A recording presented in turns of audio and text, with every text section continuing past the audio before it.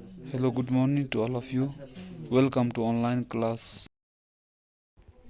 Next question is what's happened to the shifting cultivators? Shifting cultivator के साथ क्या happen यानी उनके साथ कैसा सलूक होता है जब ब्रिटेन जो है इंडिया में हुकूमत चलाता है।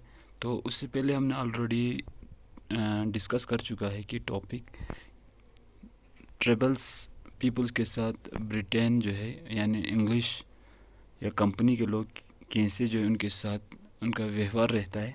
देन आफ्टर हमने उसमें डिस्कस कर लिया कि उनका जो सरदार होता है, हेड होता है उस ट्रेबल्स का, उसका जो पावर कैसे छीन लेता है। अब हमें पढ़ना है आज का टॉपिक में what happens to shifting cultivators.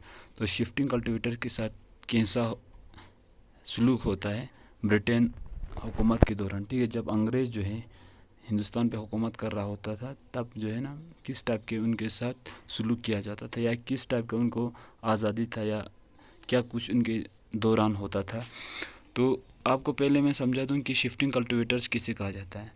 वो सारे लोग या ट्रेबल्स उसे हम कह देंगे जो एक जो है प्रॉपर जगह पे रहता नहीं था। हर साल वो लोग जो है कल्टीवेशन जो है करते थे, मतलब जगह जो है चेंज किया जाता था। यानी एक साल में जो जगह इस्तेमाल कर लिया वो छोड़ के फिर नेक्स्ट साल में किसी दूसरी जगह पे जाके वो लोग कल्टीवेशन करते थे। वो था शिफ्टिंग कल्टीवेटर्स का यही जो प्रोसेस होता है अपना, मतलब जो है कल्टीवेशन करने का तरीका यही होता है इनका। अब पहला पॉइंट इसमें ये रहता है कि मतलब ब्रिटेन की वजह से क्या इनके ऊपर असर पड़ता है या क्या कैसा इनके जो है लाइफ प्रोसेस में चेंजिंग आता है, इसके रिगार्डिंग हम पढ़ रहे हैं। तो पहला पॉइंट ये है कि ब्रिटेन जो है अनकंफर्टेबल किससे, यानी ब्रिटेन के लोग, अंग्रेज़ लोग जो इंडिया पे हुकूमत कर रहा था, जो ईस्ट इंडिया कंपनी के लोग जो है ना ब्रिटेन के, वो अनकंफर्टेबल फील कर रहा है शिफ्टिंग कल्टीवेटर के साथ। क्यों? क्योंकि शिफ्टिंग कल्टीवेटर एक जगह पे जो है रहता नहीं था, यानी वो स्टल्ड नहीं रहते थे। ठीक है, एक जगह पे वो जो है हमेशा हर साल जो है वो शिफ्टिंग करते थे, यानी अपने जगह से, यानी अपने जगह को चेंज करते रहता था और वो कल्टीवेट दूसरी जगह पे हर साल जो है नई नई जगह पे वो लोग कल्टीवेशन करते रहता था। तो रीज़न ये है कि वो लोग कंफर्टेबल नहीं है। रीज़न ये है कि वो लोग जो है ना रेवेन्यू उनसे ज़्यादा कमा नहीं पा रहा था, उनके ऊपर वो लोग जो है ज़बरदस्ती नहीं कर पा रहा था, क्योंकि वो लोग एक जगह पे ना रहने की वजह से उनसे रेवेन्यू जो है कमा नहीं पा रहा था। तो ये सबसे बड़ा उनको अनकंफर्टेबल फील हुआ। और जो है साथ साथ में ये क्या कर रहा है, साथ साथ में ये ज़मीन तो इस्तेमाल कर रहा है पर वो कंफर्टेबल फील नहीं कर रहा है। रीज़न ये कि यानी अंग्रेज़ के अंदर जितने भी एरियाज था ना, टेरिटरी था, उस वहाँ के फॉरेस्ट ये लोग इस्तेमाल कर रहा है पर रेवेन्यू यहाँ इनसे नहीं मिल रहा है। तो वो लोग बड़ा परेशान था, इससे अनकंफर्टेबल। पहला पॉइंट क्लियर हो जाता है। दूसरा पॉइंट यहाँ पे हमें ये समझने को मिल रहा है कि the British want to regular revenue source from the state, यानी वो चाहता था कि इन लोगों से रेवेन्यू कमा सके।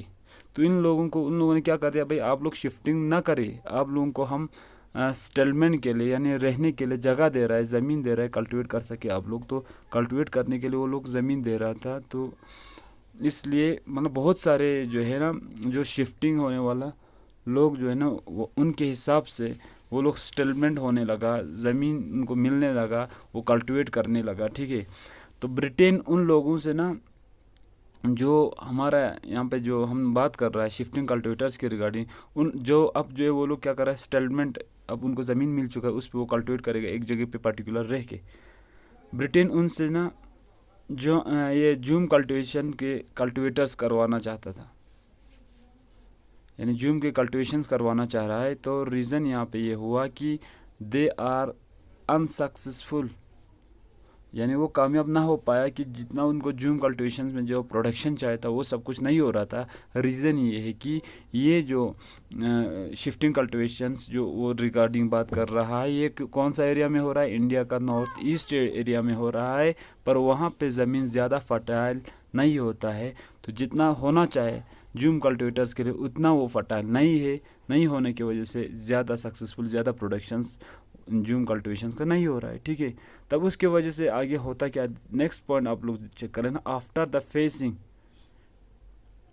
वाइड स्प्रेड, ठीक है, वाइड स्प्रेड प्रोटेस्ट, यानी जब इन लोगों ने इनके ख़िलाफ़ प्रोटेस्ट करना शुरू कर लिया और बहुत जगहों पे जो है प्रोटेस्ट हो रहा था ब्रिटेन के ख़िलाफ़, तो उन लोगों ने सोच लिया कि परमिशन हम दे देता है शिफ्टिंग कल्टिवेटर्स के लिए, यानी वो लोग एक जगह से दूसरी जगह शिफ्टिंग कर सकता है, पर सम पार्ट्स ऑफ फॉरेस्ट, हर एक जगह पे नहीं भाई, कुछ फॉरेस्ट में वो लोग कर सकता है। In the most of the central part shifting cultivator was prohibit, और उन लोगों ने एक परमिशन दे दिया कि भाई आप लोग सिर्फ जो साइड से है ना फॉरेस्ट, उनमें सिर्फ जा सकता है, बाकी मेन सेंटर वाला पोर्शन से आप लोग यहाँ इस फॉरेस्ट में नहीं आएगा। Land where assign to the cultivators, और कोई जो है बहुत सारे ऐसे लोग था जो मतलब बहुत सारे तो नहीं मतलब कह सकता है, कुछ लोग ऐसे था जो सेटलमेंट यानी वहाँ रह के जो है कल्टिवेट करना चाहता था, तो उनके लिए वो उन लोगों ने क्या कर दिया, सेंटर वाला जो है एरिया को, फॉरेस्ट जो भी होता है फॉरेस्ट एरिया को छोड़ने के लिए कहा, वहाँ पे वो लोग पर्टिकुलरली कल्टिवेट करने के लिए परमिशन दे दिया, अदरवाइज वो शिफ्टिंग कल्टिवेशन के लिए उन लोगों ने दूसरे फॉरेस्ट दे दिया। अब हमारा नेक्स्ट टॉपिक होगा forest law and there impact, यानी अब अंग्रेज़ों ने क्या कर लिया, कुछ कानून कुछ लॉज बना दिया फॉरेस्ट से रिगार्डिंग, और जो है उसका क्या इम्पैक्ट पड़ता है नेक्स्ट लेक्चर में हम उसके रिगार्डिंग डिस्कस कर लेंगे। Thank you, have a nice day.